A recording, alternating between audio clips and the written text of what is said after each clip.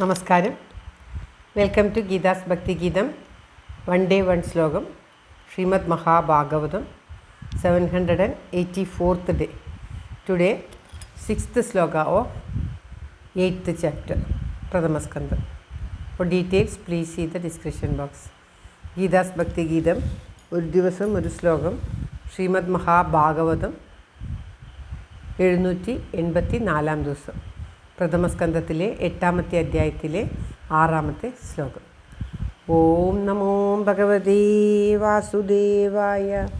ഓം ശ്രീകൃഷ്ണ പരമാത്മനേ നമ. ഹരിശ്രീ ഗണപതയേ നമ. അവിഘ്നമസ്തു ശ്രീ ഗുരുഭ്യോ നമ. ഓം തത്സത്. കൃഷ്ണം നാരായണം വന്ദേ.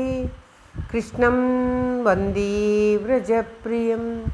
കൃഷ്ണം ദ്വൈപായനം വന്ദേ. കൃഷ്ണം വന്ദേ പ്രതാസുതം. ശ്രീപരമാനന്ദനാഥനായ അദ്വൈതദീപമായി മോക്ഷേക്ഷു വൃന്ദമന്ദാരമായി കാരുണ്യവാരിധിയായി വിഭൂദേശനാം നാരായണൻ മമ മന്ദത മാറ്റണം. ഓം തത്സത്. ശ്രീമദ് മഹാഭാഗവതം പ്രഥമസ്കന്ധത്തിലെ 8ാമത്തെ അധ്യായത്തിലെ 6ാമത്തെ ശ്ലോകം. ഓം യാചയിത്വാശ്വമേധൈസ്ത്വം ത്രിഭിരുത്തമകൽപകൈ തദ്യശ പാവനം ദിക്ഷു ശതമന്യോരിവാദനോത്. ഓം തത്സത്.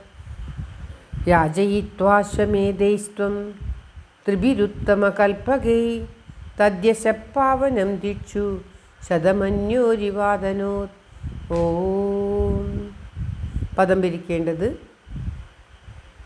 യാചയിത്വ അശ്വമേധേ ത്വം ത്രിഭി ഉത്തമകൽപകേ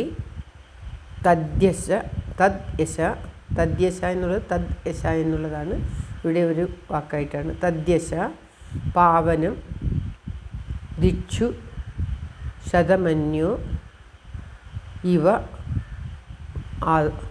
ആദനോത്.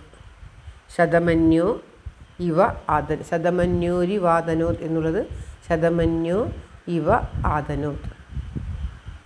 അർത്ഥം ഉത്തമ കൽപ്പക എന്ന് പറഞ്ഞാൽ അതിശ്രേഷ്ഠങ്ങളായിട്ടുള്ള ത്രിഭി 3 അശ്വമേധങ്ങൾ കൊണ്ട് തം അവനെന്ന് പറഞ്ഞാൽ ഇവിടെ ധർമ്മപുത്രരെയാണ് ഉദ്ദേശിക്കുന്നത്.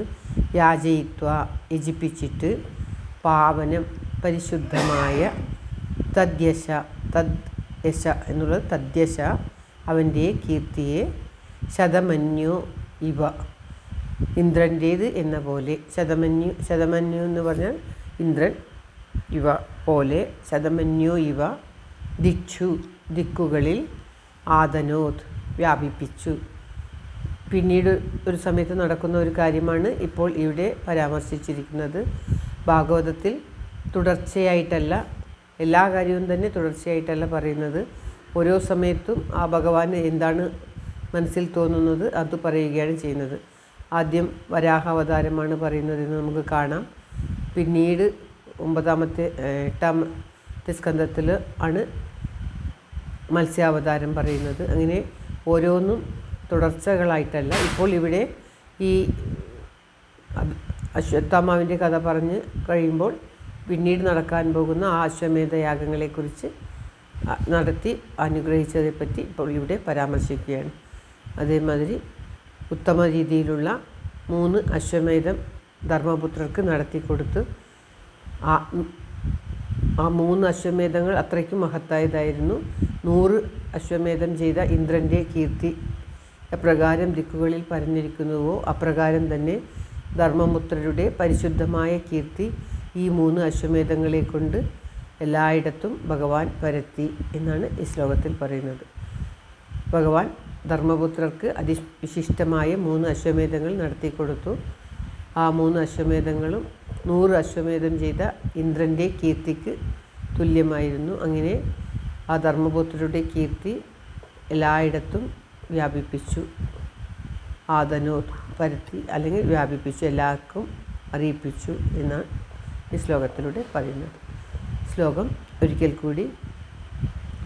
യാചയിത്വാശ്വമേധൈസ്ത്വം ത്രിഭിരുത്തമകൽപ്പകൈ തദ്യശ പാവനം ദിക്ഷു ശതമന്യോരിവാദനോർ. ഓം തത്സത്. സർവത്ര ഗോവിന്ദനാമസങ്കീർത്തനം. ഗോവിന്ദ ഗോവിന്ദ. എല്ലാവരുടെയും നന്മയ്ക്കും ആയുരാരോഗ്യ സൗഖ്യത്തിനുമായി പ്രാർത്ഥിച്ചുകൊണ്ട് ഈ ശ്ലോകം ഭഗവാന്റെ തൃക്കാൽക്കൽ സമർപ്പിക്കുന്നു. Geetha Rajan. Thank you for watching. All the best. Have A very very nice day. God bless you. ദൈവം അനുഗ്രഹിക്കട്ടെ.